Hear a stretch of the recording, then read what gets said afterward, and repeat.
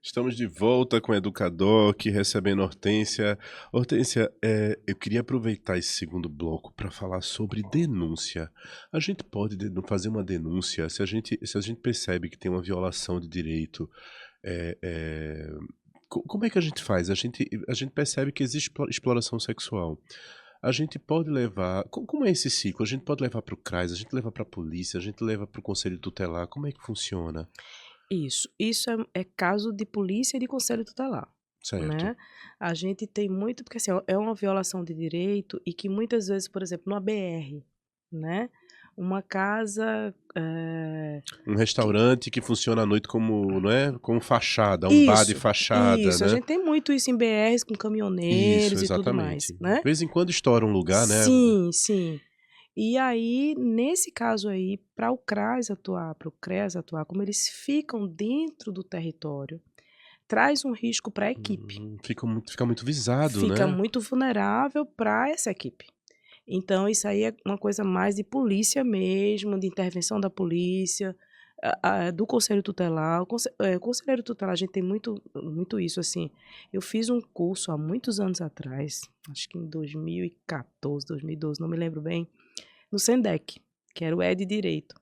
E era conselheiros tutelares e quem trabalhava com criança e adolescente. Nessa época eu estava nas aldeias infantis, eu comecei lá como assistente social, Uhum. e depois veio o convite para a coordenação, e eles falavam muito sobre isso e teve um caso, se eu não me engano foi em Goiânia, de assassinato mesmo, do conselheiro tutelar. Esses conselheiros, eles são muito lutadores, quando eles Uhum. abraçam a causa, eles ficam em risco. Eu tive aqui recente, eu precisava ir visitar uma adolescente numa área de vulnerabilidade extrema, aqui pertinho da gente, nos Coelhos, né. Aparentemente você não via, mas assim, existia muita coisa ali. E aí entrei em contato com o conselheiro para ir comigo, como era regional, RPA, né, lá em Jaboatão a gente chama regional, Uhum. o município é dividido por regionais. Aqui em Recife é RPAs, né. Isso. E aí eu fui na RPA 1, falei com o conselheiro que eu já tinha uma certa aproximação, ele disse: "Hortência, infelizmente eu não posso ir, eu sou proibido de entrar naquela área". Então aí eu fui para outro conselheiro que me acompanhou, né, eu passei o caso, tudo mais, me acompanhou e foi comigo. Então eles ficam muito em risco. Alguns desistem. Eu tinha uma conselheira, eu tinha não, né, nós tínhamos uma conselheira aqui em Recife maravilhosa, muito atuante, começou como educadora aqui em Santo Amaro, depois ela passou a ser conselheira, né, foi eleita conselheira tutelar, muito atuante, mas ela precisou se afastar. Hoje ela faz direito, procurando outros caminhos, mas Dani era muito atuante. E a gente tem outros aí. Eu tive uma situação de uma conselheira aqui em Recife, que a criança estava em acolhimento, ela evade da casa, né, porque eles sempre buscam a família, né, tem crianças que não aceitam o acolhimento. E nessa evasão, ela ligou para mim e disse: "Olha, ele está aqui na comunidade". Só que ela não podia fazer isso, de ir na busca da criança, porque ela está na comunidade, ela morava na comunidade. Entendi. E ela tá sujeita à violência daquela região, Sim, né. sim, né, e a gente fez todo um movimento inverso para poder trazer Chegar até a até a criança sem criança. passar por Isso, ela. sem passar por ela, né. Interessante. Mas se eu tô numa comunidade, eu percebo que existe ali a violação de direito, né, eu percebo, eu identifico abuso e exploração sexual. Eh eh O CRAS é uma alternativa se isso acontece numa família, digamos assim, porque a gente falou desse caso de acontecer num estabelecimento comercial, mas se eu percebo que existe violação de direito numa família, eu posso levar até o CRAS ou o ideal é seguir esse percurso mesmo, polícia, conselho tutelar? Depende muito da violação que está acontecendo, né. Aham. Quando é uma coisa extremamente grave, eu aconselho polícia. Você pode fazer a denúncia de forma anônima, ninguém vai saber que foi você o denunciante. Uhum. Tem o Disque 100 também, Tem o né? Disque 100 e o 190, né, são Certo, os 2 as 2 portas de entrada, né. certo. O Disque 100 ele já vai para o setor certo, o 190 ele faz todo o entorno, né, porque o Aham, 190 é a polícia em geral. entendi. Então, eu aconselho o Disque 100 realmente ou 190. Isso para criança e adolescente, que a gente está falando do dia 18 de maio, né, que historicamente, a gente busca essa data para o mês de maio a gente está tratando isso, que é o maio Uhum. laranja, mas isso a gente faz o ano todo, Claro. né? Então a gente não para. E é interessante, às vezes uma simples palestra, aconteceu em Jaboatão recentemente, uma simples palestra sobre abuso, porque a criança, às vezes, ela não sabe que aquilo é um abuso. Ela não entende aquilo como Na um maioria abuso. das vezes, né, uma criança, ela não vai compreender. Exatamente, né.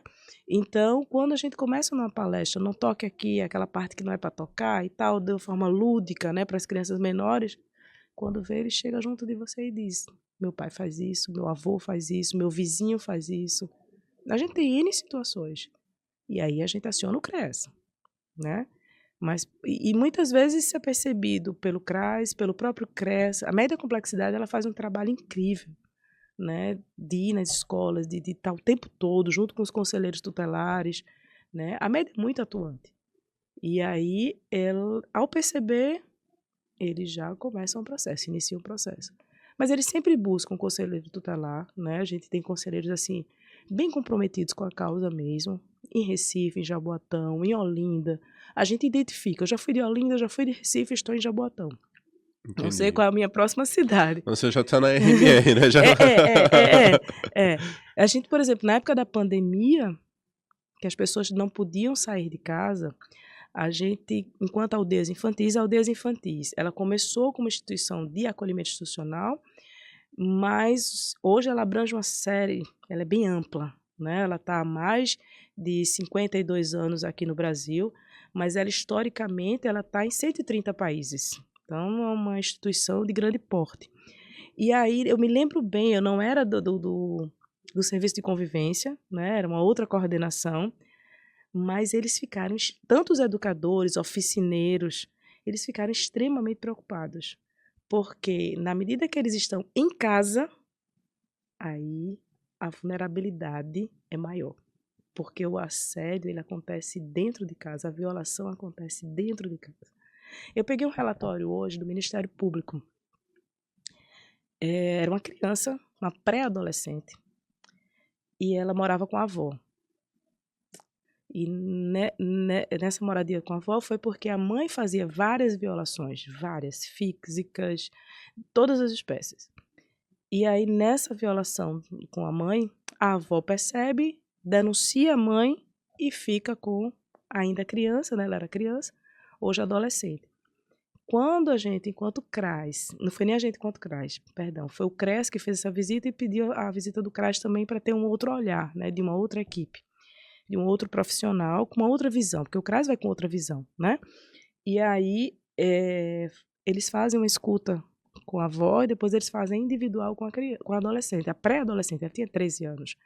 E ela diz assim: quando eu volto da escola, eu perco 2, 3 ônibus para não ter que voltar para casa. Eu fiquei tão entristecida, porque isso entristece a gente enquanto ser humano. Por Uhum. mais profissional. Eu me formei em 1997, para denunciar a minha idade, né?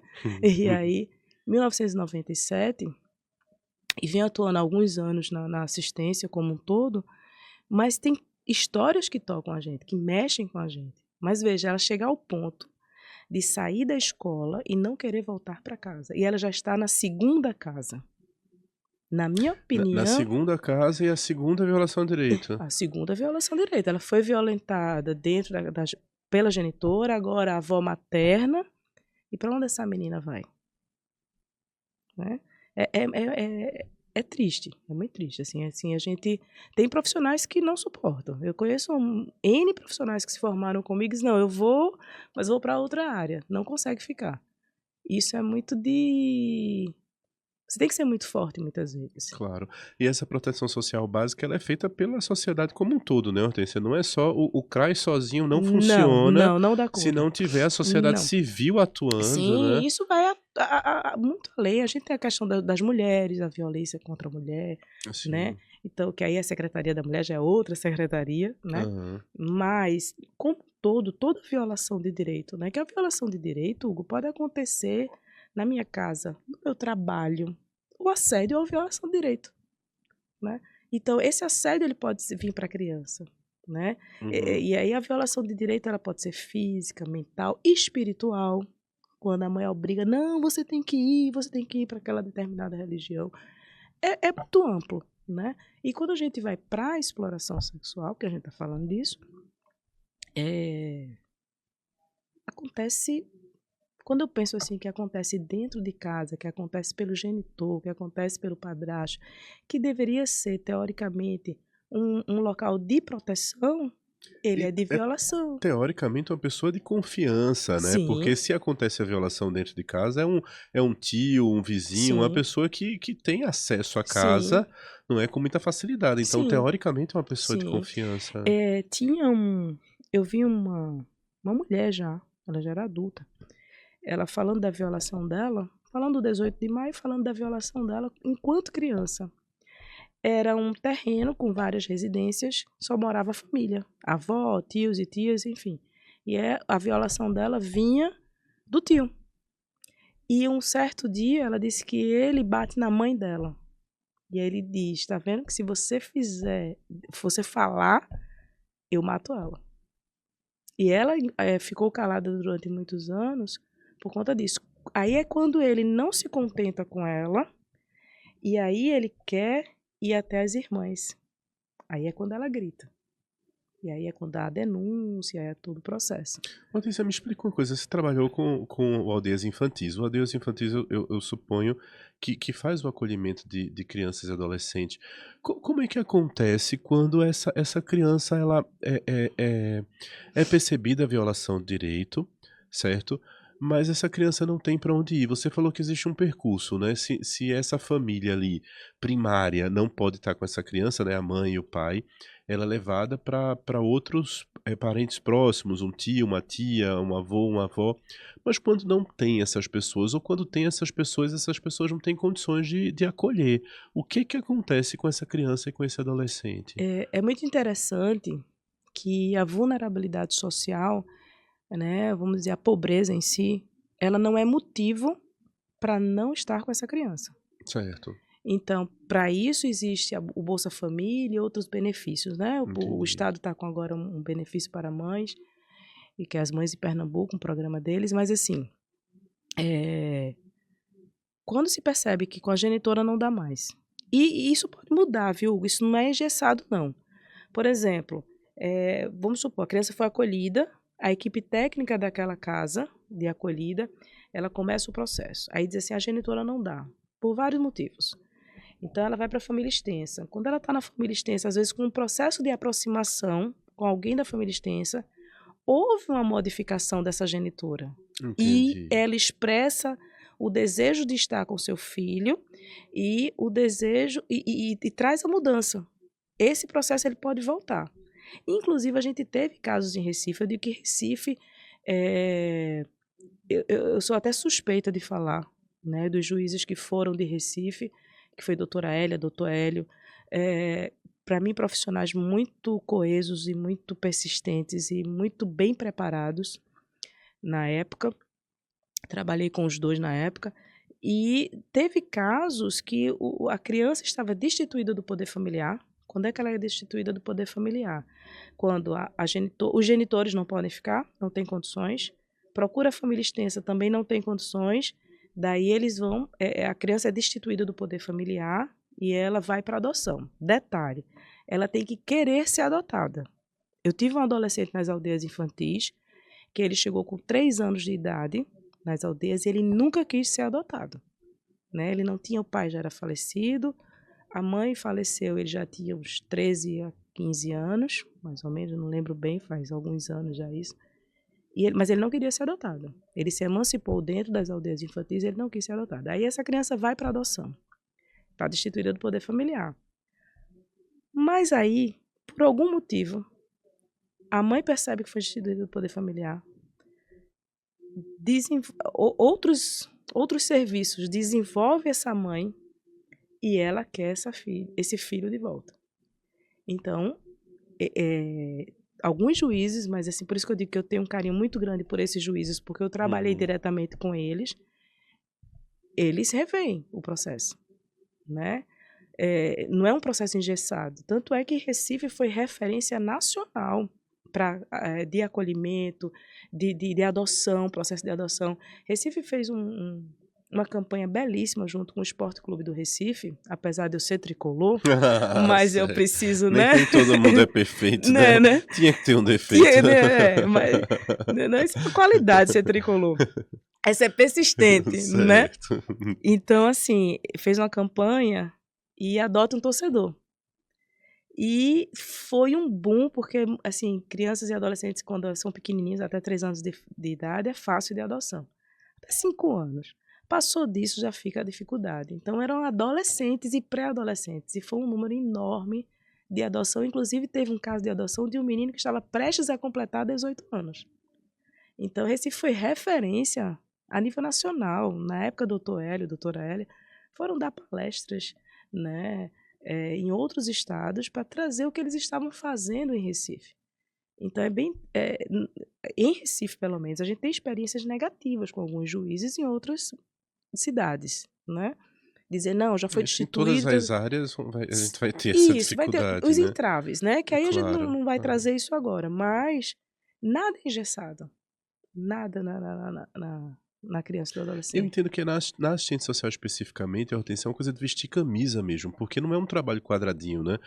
Eu imagino que você não chega para trabalhar e você vai encontrar o mesmo problema do dia anterior. Não. Vai ser uma coisa nova, uma situação nova, e cada caso E a é sociedade muda complexo, né? muito. A Claro. sociedade muda muito. Se a gente vai ver a atuação da gente em 2012, né? Aí eu dobro esse 12 para 2024, é diferente. Eu posso encontrar situações como eu encontrei em 2012? Posso. Eu tinha uma criança, era uma instituição de acolhimento em Olinda, e eu tinha uma criança que ele vivia em situação de rua com a mãe, que não era muito comum naquela época a situação de rua em Olinda. As pessoas do entorno ajudavam essa genitora, mas ela morre de overdose na rua. Essa criança vem para acolhimento. Mas aí um tio disse, eu fico com essa criança. E quando ele está com essa criança, todas as noites ele amordaçava essa criança e violentava ela. E quando ele voltou para acolhimento, né, que ele, na verdade, ele nem ficou no acolhimento, ele passou no acolhimento, porque de imediato esse tio apareceu, né? E aí, que era irmão da mãe dele, né? E aí, essa criança, todas as noites, ela não conseguia dormir. Então, sempre que ela tinha os surtos, aconteciam à noite. Ele gritava, essa criança gritava. Essa criança precisava de uma educadora, porque a figura masculina para ele era muito forte, próxima a ele para dormir. Né? Então, isso é muito forte numa criança. É uma coisa, é uma violação que pode ser trabalhada durante anos e essa dor ela permaneça ali. Né? E a gente tem casos assim, bem absurdos. A gente tinha uma criança, um bebê que foi vendido para um alemão. Ele foi vendido para um alemão, só que era uma criança negra. Chega aquele casal branco, porque o alemão é muito branco, né? No aeroporto, ele disse que estranho. Aí chamaram eles, né? Eles chamam para uma salinha, né? Lá no aeroporto. E ao perguntar, ele disse, não, comprei. Ele pagou a genitora e literalmente comprou. E aí traz para acolhimento. Essa criança, ela era tão novinha, esse bebê, que ela tinha restos de parto ainda no cabelo. Quando a gente foi cuidar dele, ele tinha resto de parto ainda. Para você ver como ele era novinho. Ia para a Alemanha, porque foi comprado, como se fosse um objeto. Então são casos assim que mexem, não é todo mundo que consegue conviver com isso, sabe? Tem pessoas que adoecem mesmo, mas tem outras que são chamadas, né? Eu tô nessa área há alguns anos e eu não consigo sair. Eu não me vejo fazendo outra coisa. Né? Também não é uma área que traz um retorno financeiro. Então, realmente, você precisa ser empático com aquilo que você escolheu mesmo. Né? Eu acho que tem empatia, tem uma série de coisas aí que faz com que você permaneça nessa profissão, fazendo isso, porque não é fácil. Entendi, Né? entendi. Hortência, eu queria entender mais um pouquinho sobre essa coisa do acolhimento. Certo. Só uma coisa específica, né? É, os municípios, o estado, eles não têm acolhimento. Como é que é isso? Eles podem ter, não têm? Porque o Aldeias Infantis atua junto com o município, não é isso? Como é que funciona essa coisa do acolhimento? O acolhimento ele funcionava a nível estadual, Certo. né. Quando as aldeias chegou aqui em Pernambuco, eu não me recordo a data, até porque eu não estava na instituição, era questão histórica mesmo, mas ele atendia crianças do estado todo. Aí o que é que acontece? A municipalização, que ela acontece de 2002 para cá, né. Entendi. E Então essa política pública, ela é desenhada a nível nacional e atinge estados e municípios, né. Existe aí isso, uma responsabilidade do isso. estado e uma responsabilidade do É, o município. estado de direito responsável por essa criança, responsável por esse adolescente é o município. O ideal é que cada município tivesse uma casa de acolhida. A gente tem municípios aqui em Pernambuco que ainda não tem casa de acolhimento. Entendi. Então a criança termina saindo do seu município para Para ir para outro. outra Isso, cidade. isso. Entendi. Quando as aldeias atendia todo o estado, que aí recebia crianças de todo o estado, Uhum. e aí essas crianças voltam para o seu município, né, para casas que foram abertas e tudo mais, a gente ficou com um grupo de irmãos que era de uma cidadezinha junto de Triunfo. Se eu não me engano, era Santa Cruz da Baixa Verde. Era engraçado porque tinha um pequenininho que você morava em Santa Cruz da Baixa Verde. Uhum. E aí a gente, eles, junto com o Triunfo, eles abriram a casa de acolhida para atender crianças desses dois municípios. E a gente levou as crianças. Eram duas adolescentes, uma pré-adolescente e uma criança. E Entendi. a gente levou para o estado. Até um dia desse eu não sei te dizer assim com muita clareza, porque já fez um tempinho, mas até 2021 o estado tinha duas casas de acolhimento aqui em Recife que recebia essas crianças de outros municípios. Entendi. Acontece de receber de outro estado também? Porque, tipo, uma família ela pode sair de um estado para outro e a violação acontecer naquele local, né? Sim, sim, acontece. A gente teve um caso em Olinda, por exemplo, que veio dois irmãos, né, duas crianças. A gente não entende por que era do Agreste da Paraíba e eles foram acolhidos em Olinda. Quando a gente identifica a família, a gente terminou fazendo todo o processo. Eles foram. A genitora não tinha condições, ela não queria ficar com as crianças. E aí eles ficaram com a avó materna. Interior tem muito disso. Interior geralmente fica com a família extensa, né? A coisa da família é muito forte no interior. E aí a gente fez todo o processo, porque por algum motivo a gente não sabe qual até hoje, a gente conversava isso com os conselheiros, a gente não sabe como eles foram parar lá por um erro, mas a partir daquele erro a gente terminou fazendo tudo e eles foram reintegrados à família extensa, que era uma avó materna. Aí, nesse caso, quando Mas é sai um caso de raro. Pernambuco para Paraíba, quem fica fazendo acompanhamento é o CRAS. Aí, nesse caso, a juíza pediu que a equipe do CRAS fizesse, porque não existia casa de acolhimento, era uma cidadezinha muito pequena, não me lembro Entendi. bem o nome da cidade. Mesmo sendo outro estado, a juíza pode pedir para Isso, que porque quem Pernambuco faz esse acompanhe. acompanhamento durante 6 meses é a vara da infância, a equipe da vara da infância, Entendi. os primeiros 6 meses. Aham. Se necessitar, um ano. A equipe da vara da infância e a equipe de acolhimento, a equipe técnica do acolhimento que ele estava. Entendi. Como ele foi para outra cidade, numa situação atípica, Aham. ficou sendo acompanhado pela vara da infância e lá não tinha casa de acolhida, ele também não passou pela casa de acolhida, aí o CRAS ficou acompanhando. Acontece muito o CRAS ficar acompanhando. E quando a família perde a guarda dessa criança, quem é que assume a guarda? O estado? Quando ele é acolhido, quem assume a guarda é a casa de acolhida. Inclusive, quando eu fui acolhimento institucional, essas crianças ficavam sob a minha guarda. Era o teu nome e o teu CPF, Meu nome e meu CPF, eu era responsável por 3 casas de acolhimento em Recife, que a então você gente chegou tinha. a ter quantos filhos e Eu cheguei a filhas? ter 30 filhos, quase. Né? Sem falar que eles retornam e aí vem outros, e assim foram muitos filhos. Né? Mas aí a gente fica, o termo de guarda fica. Inclusive, eu tinha um adolescente que ele recebeu um dinheiro. A aldeia tinha uns padrinhos internacionais que mandavam dinheiro para essas crianças. Como eles não precisavam durante o acolhimento, o que é que a gente fazia? Abria uma poupança no nome dele, da criança, para quando ele se emancipasse com 18 anos, ele tinha aquele dinheiro para ajudar, né, no início, né? Porque depois de 18 anos.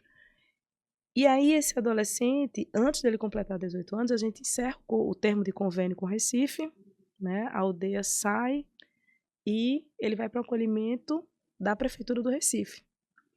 E aí eu já tinha saído da aldeia já, e uma colega liga para mim, assistente social também, ela estava como coordenadora da casa, e ela disse: Hortência, olha, é porque lá no banco deve estar no seu nome, eu queria ver se você podia ir comigo. Eu disse: eu posso, mas eu sugiro que você converse com a doutora Hélia, na época a doutora Hélia era juíza da vara da infância, e aí converse com ela para que ela veja se há necessidade de eu ir, já que eu não tenho mais vínculo com aldeias infantis. E aí a doutora Hélia faz todo um processo, né, que passa para aquela pessoa, né, para aquele Uhum. profissional, o profissional vai com o adolescente, queria retirar o dinheiro. Ele já tinha completado 18 anos, ia retirar o dinheiro e aquele dinheiro ia fazer parte do processo, né, de Claro, emancipação. claro.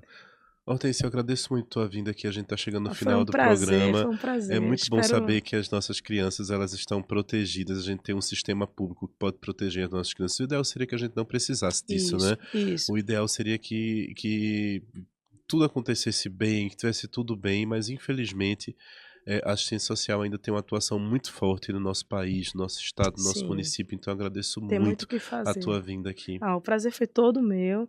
Espero ter contribuído, né, ter tirado algumas dúvidas de quem vai assistir, né, esse programa. E é isso, foi um prazer inenarrável. Com certeza. E a gente volta com o Educadoc. Estamos por aqui.